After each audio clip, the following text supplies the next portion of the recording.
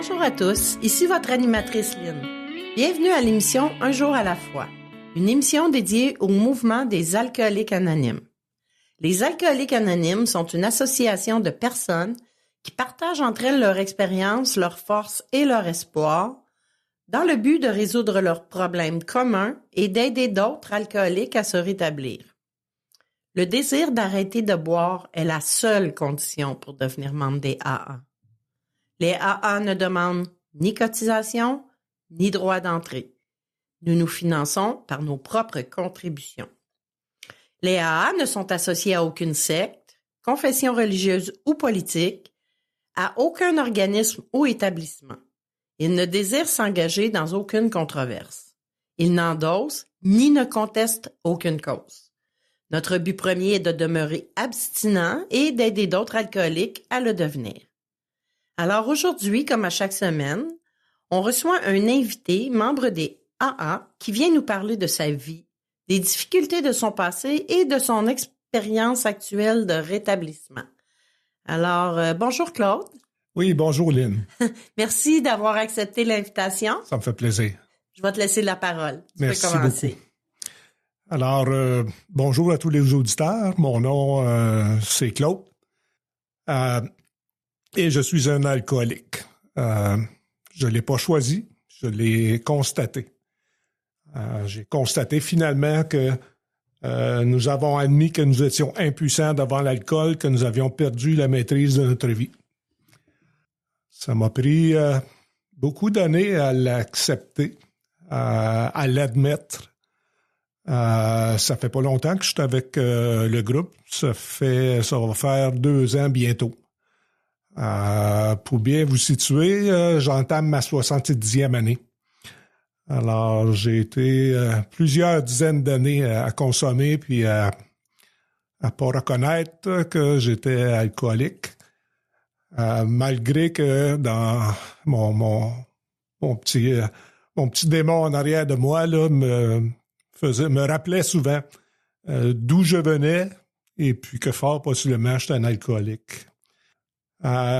D'où je viens, tout ce temps-là, à mon opinion, mon alcoolisme est dû à entre autres, l'hérédité. Possiblement qu'il y a plusieurs autres éléments, là, mais principalement à l'hérédité. Je suis allé à la maison Jean Lapointe faire une thérapie et puis on m'a appris là qu'effectivement, il y avait une part d'hérédité dans l'alcoolisme. C'est une hérédité pas seulement chimique ou chimique à l'intérieur de mon corps, mais hérédité par rapport à ma famille, mes 2 familles, du côté de mon père et du côté de ma mère.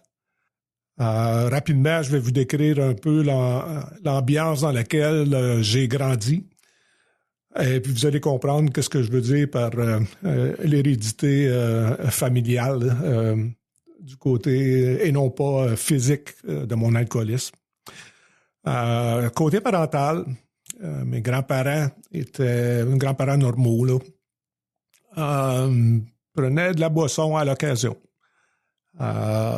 Mais ce qui m'a marqué tout le temps de ma vie, depuis mon enfance, puis par la suite même, lorsque je suis allé à l'école, lorsque je travaillais, c'est la part que l'alcool prenait dans la vie des gens autour de moi. Quand j'étais très jeune, là, chez mon grand-père, c'était valorisé même, l'alcool. Je me rappelle, mon grand-père avait une verrière dans son salon, puis il exposait toutes ses bouteilles de tequila, de rye, etc. Là. C'était exposé dans le salon. Là. C'était une fierté.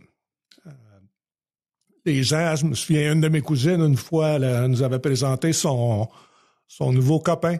Et puis, elle décrivait ses qualités. Elle lui disait, bon, c'est un bon gars, une belle auto, une belle job, il est propre de sa personne, puis il aime ça prendre un coup.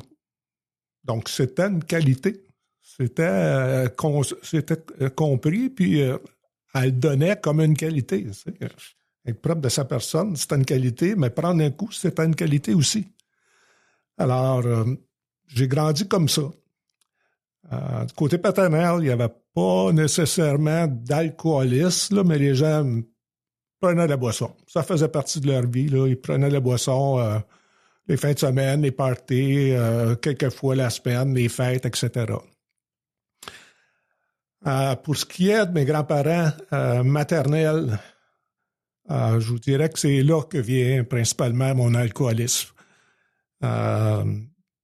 Mon grand-père était cultivateur, il avait une terre, il élevait des animaux, il était agriculteur aussi. Et puis, je vous dirais que pratiquement tout le monde dans cette famille-là, à partir de mon grand-père, ma grand-mère, mes oncles, mes tantes, maintenant mes cousins, les enfants de mes cousins, du côté de ma mère, la majorité sont alcooliques. J'ai grandi dans ça. On allait souvent chez mon grand-père. Naturellement, on était jeunes, on aimait ça, aller à la ferme, puis etc., les animaux. Moi, j'habitais en ville à Montréal, donc c'était plaisant pour nous autres là, d'aller s'évader à la campagne. Et puis, à chaque fois qu'on y allait, c'était la boisson qui dominait. Ça en était même incroyable, même des fois. Là. Je me souviens, mon père apportait tout le temps un six-pack et puis il le cachait dans l'eau du puits de la grange, un pour la garder froide, puis deux pour pas se faire voler par mes oncles et mon grand-père. Alors, c'était omniprésent tout le temps. Les soirs, c'était des parties. C'était pratiquement une maison ouverte. Là. Les gens savaient qu'il y avait de la boisson là, à la campagne, donc les gens arrêtaient, ça s'annonçait pas. Là. Ils arrêtaient, puis ils allaient prendre de la boisson avec mon grand-père, etc. Et ça... souvent, ça dérapait.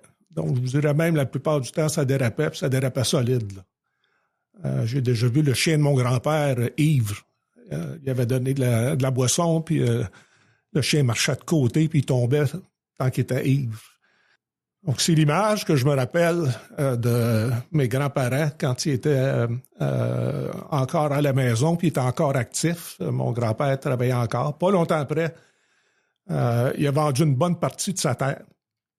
Et puis, il a continué. Il lui restait un petit lopin là, qu'il a continué à cultiver. Mais avec l'argent qu'il a fait avec la vente de sa terre, il a pu terminer ses jours confortablement.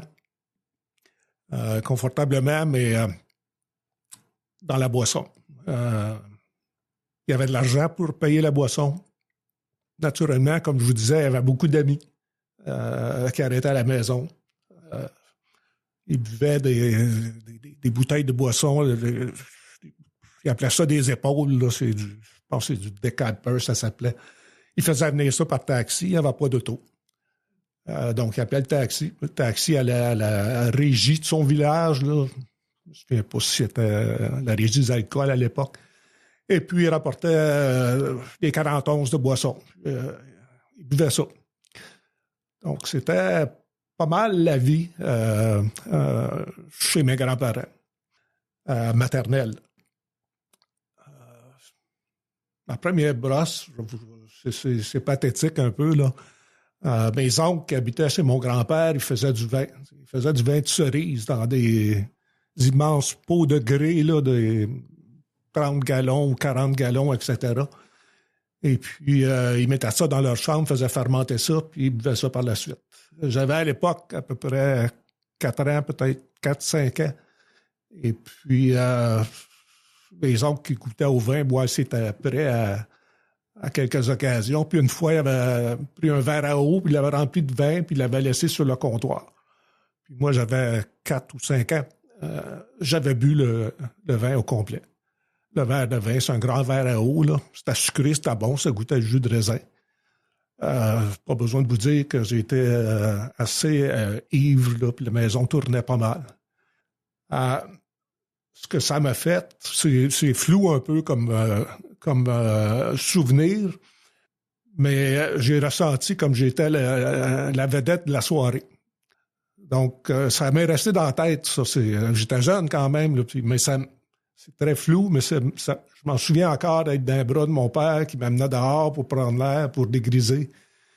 Puis que je voyais tous les gens dans le salon de mon grand-père là, qui riaient, puis ils trouvaient ça drôle. Puis donc, moi, ça m'a laissé l'impression comme je faisais partie de la gang. Là. C'était correct ce que j'avais fait, plus que je faisais rire tout le monde. Alors, c'est pas mal comme ça que j'ai grandi. Mes oncles sont, pour la majorité, sont alcooliques. Je pense qu'il y en a peut-être un qui ne l'est pas. Il y en a un qui a été membre des AA pendant 35 ans. Je pense que ça a été le premier qui a été membre des AA dans la famille de côté maternel. Par la suite, j'ai eu mon frère, il y a 35 ans, est devenu membre des AA. Ma mère est devenue membre des AA. Ma mère était alcoolique aussi. Quand on était jeune, je me rappelle pas qu'elle consommait, mais par la suite, plus on vieillissait, plus elle commençait à consommer régulièrement, puis elle supportait pas la boisson. Alors, c'est arrivé souvent que je revenais de l'école, puis était couché, ivre. Donc, c'est pas mal dans cette optique-là là, que j'ai grandi. Juste pour dire, là, juste pour que vous reteniez que l'alcool était partie intégrante de la vie de famille chez moi, autant du côté paternel que maternel. Et je pense qu'une bonne part de mon alcoolisme vient de cette normalité-là qui était considérée comme normale à l'époque. Oui, ça s'appelle un peu baigner dans l'alcool. Oui, tout à fait. On va s'arrêter pour une courte pause, on revient tout de suite après. Ce dont je me souviens le plus souvent, c'est la solitude que je ressentais. L'isolement au milieu du monde. À la fin, je trouvais plus de plaisir à boire. Depuis que j'ai commencé à assister aux réunions des AA, je me sens revivre. Et c'est peut-être ce que j'ai vécu de plus important. Je m'aime réellement moi-même. Et c'est très bon. Les AA sont comme un miracle dans ma vie. Les alcooliques anonymes, ça fonctionne. Cherchez-nous dans l'annuaire téléphonique, dans votre journal ou sur aa.org.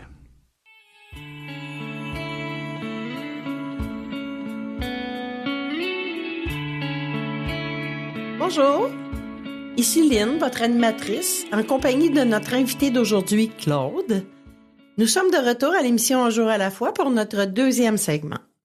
Je vais maintenant vous lire un court texte inspiré de la littérature AA, aujourd'hui tiré des réflexions quotidiennes que notre invité a choisi. C'est la page 105, en date du 6 avril. Nous vivions des difficultés dans nos relations personnelles. Nous ne pouvions pas contrôler notre émotivité. Nous étions en proie à la tristesse morbide et à la dépression. Nous étions incapables de gagner notre vie.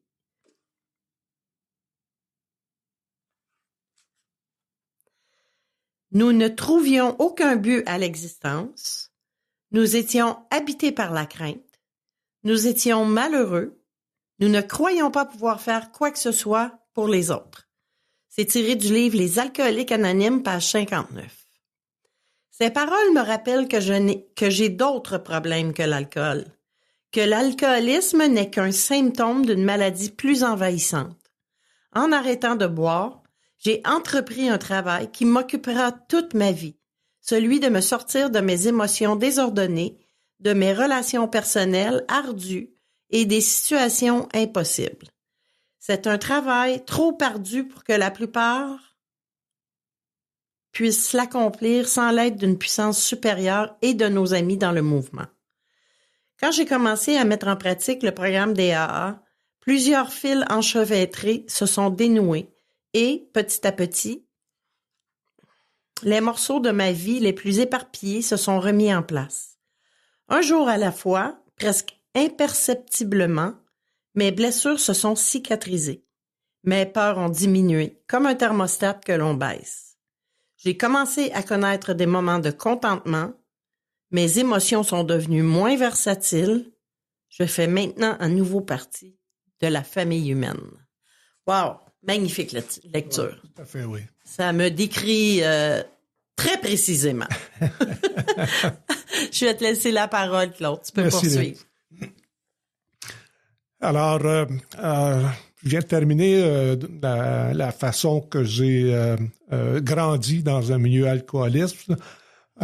Juste pour vous dire que par la suite, ça s'est poursuivi. J'ai grandi dans ces milieux-là. Quand j'étais jeune, naturellement, comme un peu tout le monde, j'ai volé de la boisson à mes parents, là, surtout ma mère qui était une alcoolique active à cette époque-là. J'avais trouvé sa cachette et puis je buvais son alcool à l'occasion. Je veux principalement en venir à comment j'ai pas décidé, là, mais j'ai accepté le fait que j'étais alcoolique. J'ai été longtemps à le nier. Moi, je connaissais ça, des alcooliques. J'en ai vécu, j'en ai connu toute ma vie. Mes deux familles, là, ou principalement ma famille maternelle, je savais à quoi être alcoolique. J'en connaissais plusieurs, puis je les voyais faire, puis moi, je n'étais pas comme ça. Dans ma jeunesse, comme je vous dis à l'occasion, je volais de la boisson à mes parents, etc. J'ai grandi dans ça, toujours encore avec l'alcool omniprésent. Par la suite, je suis allé au cégep, à l'université. Là, si tu ne sais pas boire, là, tu l'apprends. Alors, ça a été... mais encore là, je me considérais pas comme un alcoolique parce que j'avais des bons résultats, j'avais des bonnes notes, je suivais les cours, etc. Je graduais. Tout allait quand même assez bien. Mais je prenais de l'alcool la fin de semaine, principalement la fin de semaine. Là, j'ai terminé mes études, j'ai commencé à travailler. Où j'ai commencé à travailler, ça a été un peu un choc pour moi là, de constater comment l'alcool était présent encore dans le milieu du travail. Moi, dans ma tête, là, dans le domaine que j'ai étudié, dans le domaine que je travaillais, je pouvais pas vraiment comprendre que les gens, à 8 heures le matin, arrêtaient le premier stop qu'ils faisaient parce que je travaillais sur la route avec un autre représentant pour les services pour lesquels je travaillais. Et puis, le premier stop qu'on faisait le matin avec ce senior-là qui était là pour m'enseigner un peu. Moi, j'étais le rookie. Le premier stop qu'il faisait, c'était à la taverne. Puis, même pas besoin de commander, ces 2 bières arrivaient. Alors, bon, je m'étais dit à l'époque, bon, c'est une exception, il en existe. Mais je me suis rendu compte que tout le monde avec qui je travaillais, bon, non, pas vraiment tout le monde, là, mais plus que la moitié des gens avec qui je travaillais, quand le break sonnait à 10 heures, ils partaient tous à queue leu-leu. Ils marchaient, je travaillais dans le Vieux-Montréal, ils marchaient dans les rues du Vieux-Montréal, puis il y avait une taverne attitrée, puis ils rentraient tous à la taverne, puis ils allaient boire de la bière. 10 heures le matin. Puis ça recommençait le midi aussi. Il y a plusieurs qui allaient... tout le monde allait dîner à la taverne, ou presque. Et puis, la plupart prenaient de la bière aussi. Puis en finissant de travailler, avant de s'en aller chez eux, naturellement, de la bière. Ça m'a un peu surpris. Bon, je voyais encore là, bon, ça, c'est des vrais alcooliques. Moi, je suis pas comme ça. Parce que c'est une chose que j'ai vraiment pas faite, moi, consommer pendant tout le temps que j'ai travaillé, quand je travaillais. Ça peut m'être arrivé à l'occasion, une bière pour un dîner de célébration ou quoi que ce soit, mais prendre de l'alcool pendant les heures de travail, je peux dire que j'ai pratiquement jamais fait ça. Donc, j'ai travaillé avec cette entreprise-là. J'ai eu plusieurs emplois là. Mon deuxième patron, si tu voulais lui parler, il fallait que tu lui parles avant 10 heures le matin. Parce qu'à 10 heures, il avait été faire son stage au BV, la taverne s'appelait BV, et puis il n'était pas parlable. Il était joyeux, il était gai, tout ça, là, mais il n'essayait pas de sortir quelque chose d'intelligent de quelqu'un qui est ivre à 10 heures le matin. Ça aussi, ça m'avait un peu surpris puis déçu de voir que c'était pas juste les employés, c'était les patrons aussi qui faisaient ça. Mais pour moi, ça a comme intégré que ça fait partie de la vie, c'est normal. J'ai changé d'emploi. Je suis allé travailler pour un autre employeur, grosse compagnie ici au Québec, et puis je travaillais au Complexe des Jardins. Puis mon bureau était au Complexe des Jardins quand ils ont ouvert le complexe. Dans l'agora en bas des 3 tours, puis de l'hôtel, en plein milieu de la place, là où il y a une fontaine aujourd'hui, il y avait un petit bar. Un bar, là, il servait de la bière en fût. Aussi curieux que ça puisse paraître aujourd'hui, là, dans la place, en plein milieu, là, ils appelaient ça la pompe, parce que c'était de la bière en fût. Puis les employés qui travaillaient avec moi, là, 10 heures le matin, allaient tous prendre de la bière, là. Pas tous, là, mais plusieurs. Non, je ne veux pas généraliser. Donc, tout ça pour vous dire qu'encore là, ça a juste conforté le fait que pour moi, c'était naturel c'était correct. C'était comme ça qu'on vivait. Fait que là, j'ai continué à travailler pour cette même entreprise-là. J'ai obtenu des responsabilités plus grandes. Responsabilités qui m'amenaient à devoir être pleinement en maîtrise non seulement de mes émotions, là, mais de mes décisions. J'avais un emploi que si je prenais des mauvaises décisions, ça pouvait avoir des impacts monétaires de plusieurs millions de dollars. Donc, il fallait que je sois conscient de ce que je faisais. Il ne fallait pas que je me trompe parce qu'effectivement, c'était facile d'avoir des impacts assez importants là, au niveau monétaire. C'est quelque chose que j'ai toujours respecté. Je me suis jamais mis dans le trouble à travailler ou à opérer mon unité avec les facultés affaiblies. Et puis, c'était une job qui était 24 heures sur 24, 7 jours semaine. Donc, la fin de semaine, je continuais à boire de l'alcool, mais avec un certain retien là, pour au cas où j'aurais des appels la fin de semaine, j'aurais des décisions importantes à prendre. Donc, j'ai pas mal travaillé comme ça toute ma vie. Je peux vous dire que c'est tannant un peu. Là. T'as toujours cette obligation-là en arrière de la tête parce que vous allez voir, quand j'ai pris ma pension, c'est pas des restrictions qui m'impactaient. Alors, je vais y venir tout de suite. J'ai travaillé comme ça toute ma vie, donc j'ai pas besoin de faire plus d'ample description de tout ça.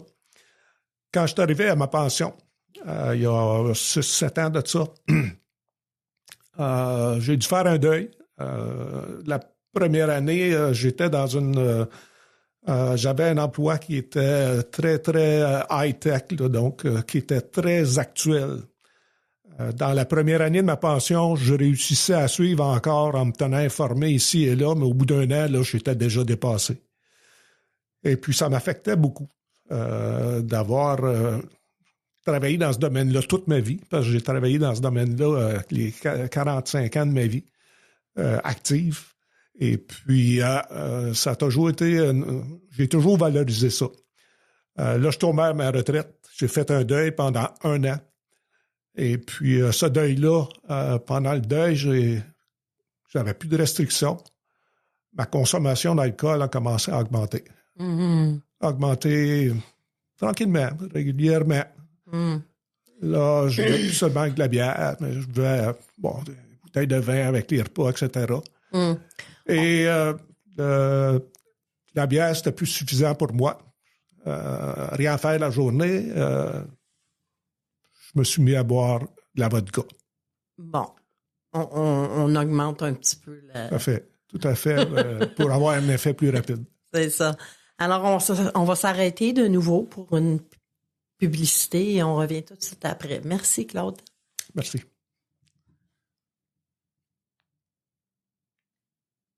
Je pensais que quelques verres m'aideraient à surmonter ma gêne. Mais j'étais incapable de me contrôler. J'ai fini par comprendre qu'à force de me saouler, je me retrouvais encore plus seule. Ma meilleure amie m'a suggéré d'assister à une réunion.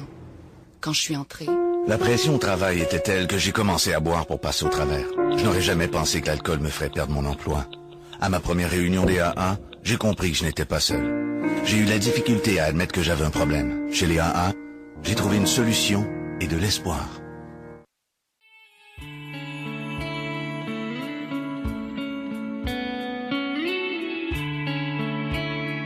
Bonjour, ici Lynn, votre animatrice, en compagnie de notre invité Claude. Nous sommes de retour à l'émission Un jour à la fois pour notre 3e segment. Visitez notre site web à l'adresse suivante: unjouralafoi-émission.org. Un jour à la fois, tout collé, évidemment. Vous y trouverez toutes nos émissions, des centaines de partages à écouter, n'importe où et à n'importe quelle heure du jour et de la nuit. Alors, je répète, un jour à la fois, tout ensemble, -émission.org. N'hésitez pas à nous écrire pour nous faire part de vos commentaires. Alors, bon, l'alcoolisme embarque comme il faut? Comme il faut, oui. Solide. Ça a augmenté assez rapidement. Donc, comme je vous dis, ça fait 6 ou 7 ans, c'était ma pension. Là, ça a augmenté assez rapidement. Puis en même temps, on est arrivé dans la COVID. Puis en même temps, j'ai commencé à être malade. Dans cette période-là, là, dans les 5 dernières années, là, comme je dis souvent, là, les Gaulois dans Astérix, ils ont juste une chose qu'ils ont peur, c'est que le ciel leur tombe sur la tête. Moi, dans cette période-là, le ciel m'est tombé sur la tête. Je niais encore que j'étais alcoolique. Ça faisait quand même, là, j'avais 60 quelques années. Là, ça faisait 60 quelques années que je niais que j'étais alcoolique. Là, j'ai commencé à être malade, sérieusement malade. Là. J'ai été 2 ans et demi à être suivi par des médecins, puis ils ne trouvaient pas ce que j'avais. Et puis, jusqu'à ce que mon médecin, il m'avait fait passer énormément de tests, jusqu'à ce que mon médecin me dise qu'il ne pouvait plus rien faire pour moi. Ça a été un choc. Et là, j'ai commencé à avoir des idées suicidaires. Avec tous les tests que je passais, puis dans l'état que j'étais, là, j'avais aucune énergie, je tombais partout. Je me suis fait des bruises, des yeux au beurre noir, je me suis luxé une épaule. J'avais aucune énergie, plus d'énergie du tout. J'étais allé à l'hôpital plusieurs fois. J'étais allé à l'hôpital au moins 6 fois pour minimum 3-4 jours, aller jusqu'à 6 semaines. Et puis la 5e fois que j'étais allé à l'hôpital, j'ai resté là 1 mois et demi. L'oncologue a finalement trouvé que j'avais un cancer. Ils ont eu beaucoup de difficultés. J'ai passé une batterie de tests inimaginable. Et puis, ils ont trouvé que j'avais un cancer. Heureusement, il y avait un traitement là, qui était expérimental, qui pensait que c'était pour fonctionner. Donc, il est parti avec ce traitement-là. J'avais encore l'idée suicidaire dans la tête. Je ne sais pas pourquoi. À un moment donné, j'ai discuté avec ma fille. Et puis, ma fille est dans le domaine de la santé, puis elle fait des visites à domicile. Puis dans son rôle, il faut qu'elle questionne les gens, c'est principalement les gens âgés, pour savoir leur état d'âme, pour voir s'ils sont en dépression ou quoi que ce soit. Fait qu'elle sait un petit peu de quoi qu'elle parle. Puis elle m'a abordé, puis elle s'est rendue compte que j'avais des idées suicidaires. Fait qu'elle en a fait part au médecin à l'hôpital que j'étais depuis 6 semaines. Et puis, il m'a envoyé évaluer à Douglas. Et puis, à Douglas, c'était un soir que je suis arrivé là. Ils m'ont gardé. Ils m'ont gardé pour, c'était supposé d'être 2-3 jours. Finalement, ça a passé en cours. Et puis, ça a été moi contre ma fille, ou ma fille contre moi. Et puis, j'ai été, je sais pas si on dit condamné, là, le juge m'a ordonné de rester 1 mois à Douglas. Je souhaite l'expérience à personne. Quand je suis sorti de là, il m'avait donné de la médication. Et ma fille est venue me chercher.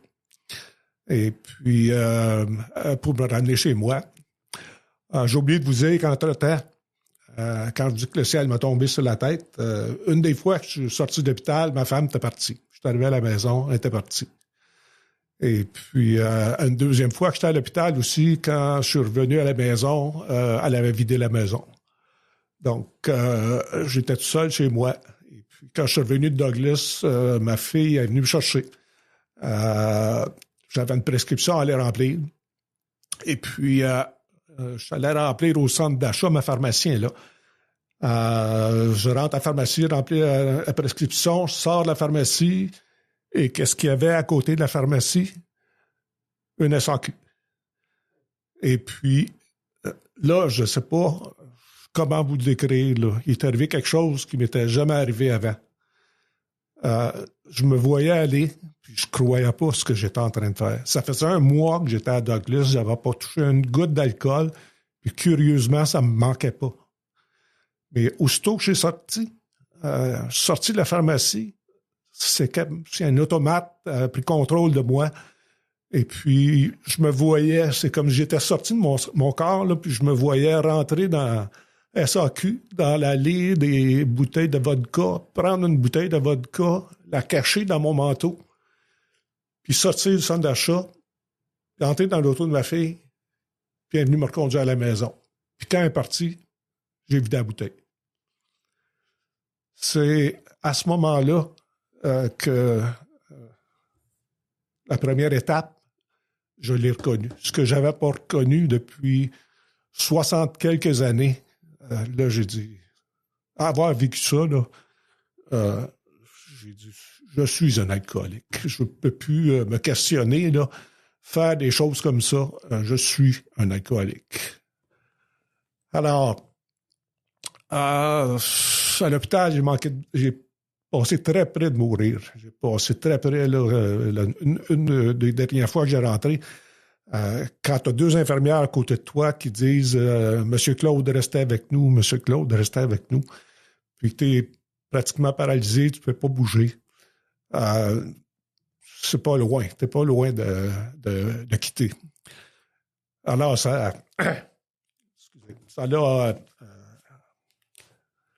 l'a activé pour moi quelque chose dans ma tête, me dire faut que tu fasses quelque chose. Puis en plus, quand je suis sorti de Douglas, je suis allé chercher une bouteille de vodka. Ça m'a renforcé encore sur l'action que je devais faire. Et puis, je me suis inscrit à Maison Jean Lapointe, je les ai appelés. Il y avait une place pour moi. Je suis allé là 3 semaines. Je n'ai pas tout compris ce qu'ils m'ont dit. Une des choses qui m'ont le plus insisté, j'y croyais plus ou moins, là, ça me parlait pas vraiment. Mais une des choses qui incitait le plus, c'est d'assister à des meetings. Alors, quand je suis sorti, bon, j'ai dit, si c'est ça qu'il faut faire, je vais le faire. J'étais prêt à tout faire pour consommer de l'alcool.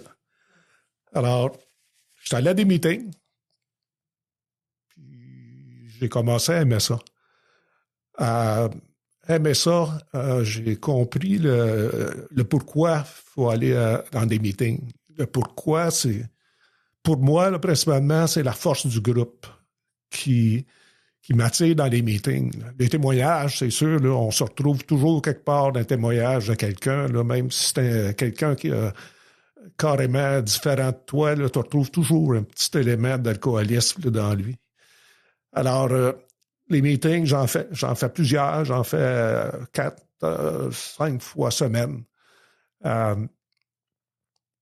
Principalement, je vous dirais, pour côtoyer le groupe et avoir la force du groupe.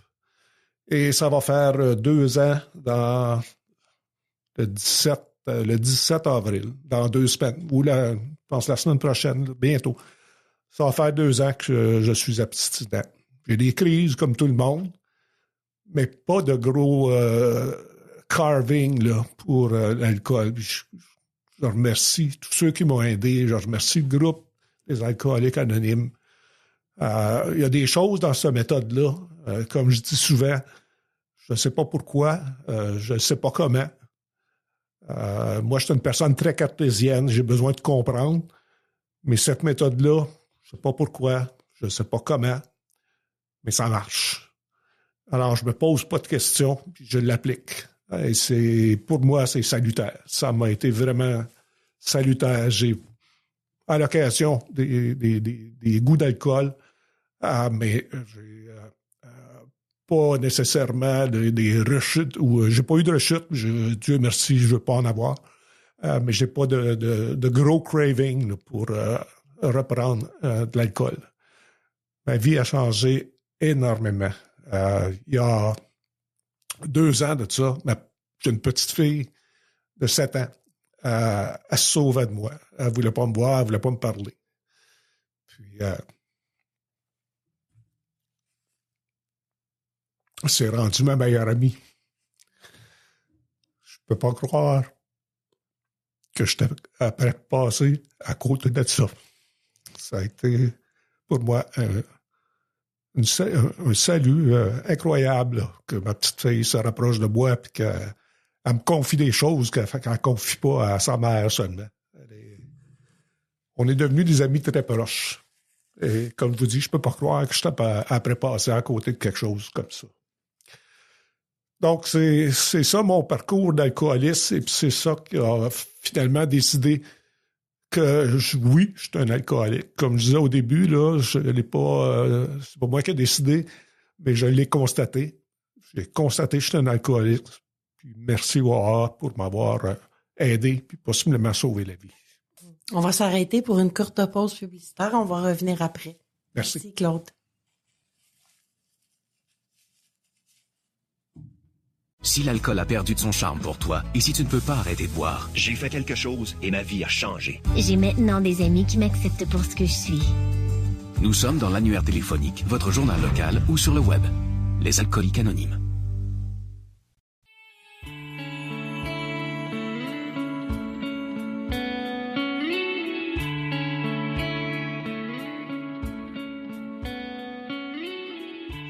Ici Lynn, votre animatrice, en compagnie de notre invité Claude. Nous sommes de retour à l'émission Un jour à la fois pour le dernier segment. Si vous recherchez une réunion des alcooliques anonymes, plusieurs solutions s'offrent à vous. Par téléphone au 1-866-LIGNE-AA ou, si vous préférez, 1-866-544-6322. Un membre des Alcooliques Anonymes vous répondra de 9h à 22h, 7 jours sur 7. Aussi via Internet ou en téléchargeant l'application Meeting Guide sur votre cellulaire. Vous aurez accès aux horaires de réunion en présentiel et en ligne, où que vous soyez dans le monde. Alors, on va poursuivre ton beau message. T'es rempli d'émotions au 3e segment. Merci, Lynn. Donc, pour terminer le 4e segment, je vais vous parler un peu de ce que ça a fait, le fait que j'ai cessé de consommer et puis que j'applique autant que possible les méthodes des alcooliques anonymes. Comme vous avez pu le constater, ça va faire 2 ans bientôt, donc j'ai pas un gros vécu. Je me considère encore comme dans mes premiers balbutiements là, avec les alcooliques anonymes. Quand à la maison de Jean Lapointe m'ont dit que c'était si important de faire des meetings, comme je vous disais, là, j'avais plus ou moins de confiance en ça. Mais le fait que la maison Jean Lapointe m'ont dit d'y aller, et puis je pensais aussi que la maison Lapointe me donnerait des moyens pour arrêter de boire, des moyens physiques. Je sais pas, manger des bonbons, boire de l'eau, quoi que ce soit, là. Mais c'est pas ça qui est l'important. L'important, c'est la méthode de vie que les AA m'ont donnée. J'essaie de la mettre en pratique. Je suis pas parfait. Ça m'a pris au début, peut-être 2 ou 3 mois à commencer à intégrer un peu plus le message. comme on dit souvent, les 2-3 premiers mois, t'es sur un nuage rose. J'étais sur un nuage rose. J'étais content de plus consommer, mais j'avais encore des réactions d'alcoolique.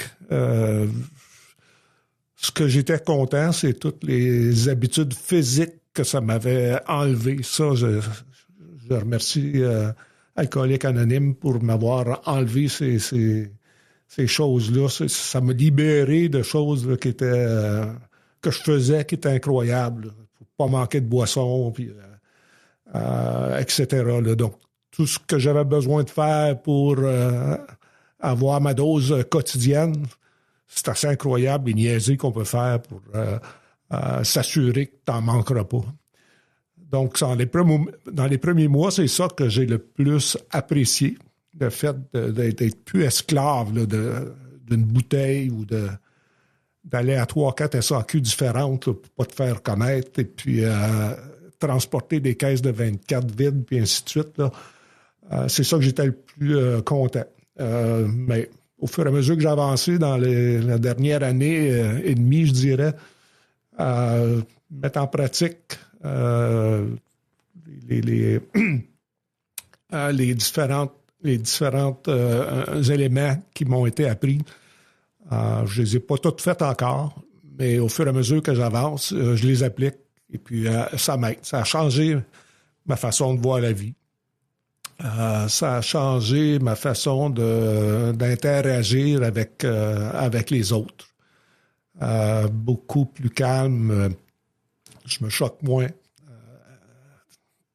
T'as pas nécessairement quelqu'un qui faisait de la rage au volant, mais à l'occasion, comme je pense pas mal tout le monde, là, je pète une fuse. Là, je dis pas que ça me passe sur le dos d'un canard, mais je suis pas mal plus serein avec ça. Donc, je mets en application autant que possible ces éléments-là. Et ma vie est beaucoup plus simple. Quand j'ai quelque chose que j'ai pas le contrôle, comme je vous disais tantôt, moi, je suis quelqu'un de cartésien, là. Bon, j'essayais de tout contrôler. Bon, j'étais gestionnaire, ça faisait partie de ma job. Aujourd'hui, je sais que je peux pas tout contrôler. Et puis, qu'est-ce que je peux pas? Ben, je le confie. Et puis, il arrivera ce qui arrivera. Moi, je suis sain avec ça. Je suis en respect avec ça. Et puis, ça m'affecte plus. J'essaie de passer le message. Principalement avec les autres alcooliques que je rencontre aussi. Mais comme je vous disais, ma famille, du côté de ma mère, ma famille maternelle, c'est une tare qu'on a dans la famille. Et puis, je ne suis pas le seul qui est affecté par ça là, dans la descendance de mon grand-père. Mes cousins le sont, mes cousines le sont. Mes enfants, les enfants de mon frère, les enfants de mes cousins, cousines le sont aussi. D'ailleurs, j'ai une cousine qui vient de décéder la semaine dernière et possiblement qu'elle était affectée par ça. Je sais qu'elle avait été affectée. Lorsqu'on se rencontre, ça arrive de moins en moins souvent, là, mais souvent dans des funérailles, des choses semblables, on parle de ça. Et puis, on parle de l'importance de tenir informés nos enfants qu'on a ça dans nous autres, là, puis que c'est quelque chose qu'on est possiblement né avec, puis qu'on se doit de couper ce lien-là avec l'alcool, ou du moins d'en être conscient à 100% qu'on est fragile à ça. On est des personnes qui, sans apercevoir, on peut facilement tomber dans l'alcoolisme. Ça a aidé, je sais que ça l'a aidé un de mes cousins à plusieurs enfants. Je sais que ça l'a aidé énormément ses enfants qui étaient mal partis, je vous dirais. Et puis aujourd'hui, je pense qu'ils font du meeting. Et puis mon frère a deux enfants. Mon frère fait du meeting depuis 35 ans aussi. Il a aussi avisé ses enfants. Ses enfants ils demeurent pas dans la province de Québec, là, ils demeurent loin. Mais il les a avisés là, qu'on est affecté par ça et puis qu'on a un talent naturel, j'appelais ça, pour développer cette art-là. Donc, je pense que c'est important d'en parler. Moi, personne m'en a parlé de ça. Puis en plus, la situation à l'époque, comme je vous disais, faisait en fait que c'était normal pour tout le monde de prendre de l'alcool. Aujourd'hui, c'est encore valorisé dans des soupers, des choses semblables, mais il faut savoir que ça peut déraper. Et c'est ce qu'on essaie de faire avec nos enfants. Alcoolique Anonyme aussi m'a permis d'être plus compréhensif. Je vous disais tantôt, je ne fais plus vraiment de rage au volant, d'être plus compréhensif envers les personnes auxquelles auparavant j'aurais pété des fuses, là. Puis aujourd'hui, j'accepte mieux les commentaires des gens. Je relative beaucoup ce qu'on me dit et puis ce que les gens pensent de moi. J'ai pas honte de pas prendre de l'alcool. Je considère ça maintenant comme une qualité. Quand les gens m'offrent de l'alcool, je leur dis non. Puis je leur dis non. Je mentionne pas que je suis dans le groupe des alcooliques anonymes. Mais je leur dis tout simplement non, que j'ai cessé de consommer de l'alcool. J'en ai assez pris dans ma vie. Et puis, j'ai plus besoin de ça. Ma pathologie aussi fait en sorte que c'est pas une bonne idée de prendre de l'alcool, là, mais c'est pas nécessairement juste ça là, qui fait en sorte que je suis content d'avoir arrêté de prendre de l'alcool. Comme je vous dis, ça fait partie de mes qualités à cette heure. Je considère ça une qualité. Comme c'est une qualité d'avoir arrêté de fumer. J'ai arrêté de fumer il y a 35 ans. Ça fait partie de mes qualités à ça, comme le fait de ne plus prendre d'alcool. Alors, c'est pas mal le message que j'avais à vous donner. Le regret que j'ai, un petit regret, je vous dirais, c'est d'avoir pris tout ce temps-là avant d'accepter le fait que j'étais alcoolique, malgré le fait que j'étais exposé à des gens que je savais, que je connaissais l'alcoolisme, je connaissais c'était quoi l'alcoolisme, je connaissais les répercussions sur les gens de mon entourage, ma parenté principalement. Puis moi, j'étais dans le déni. Non, j'étais dans le déni jusqu'à 60 quelques années là, de cette art-là d'alcoolisme, jusqu'à temps que les yeux m'ouvrent. Là, ça a fallu, je sais pas, le ciel m'est tombé sur la tête. Alors, ces éléments-là ont fait en sorte que j'ai dit, bon, regarde, t'es un alcoolique, accepte-le, que tu le veuilles ou que tu le veuilles pas. Alors, c'est ça le message que j'avais à livrer, Lynn. Ça m'a fait plaisir d'être ici aujourd'hui. Je te remercie infiniment, Claude. Très beau message qui vient du cœur, je pense. Oui, tout à fait. Puis j'espère sincèrement que ça va aider un auditeur ou une auditrice à s'identifier comme alcoolique. Oui.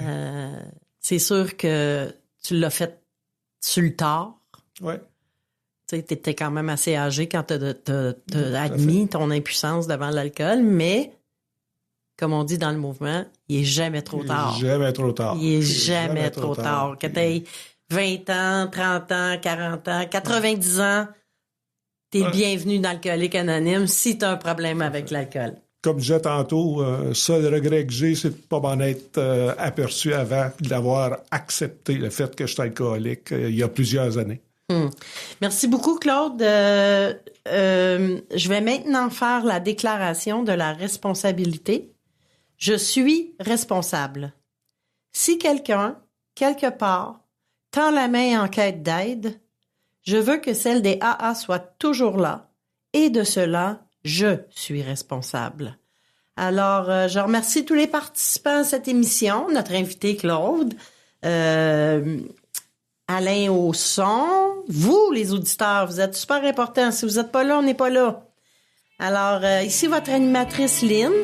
Je suis une alcoolique et je vous invite à une prochaine émission d'Un jour à la fois. À très bientôt!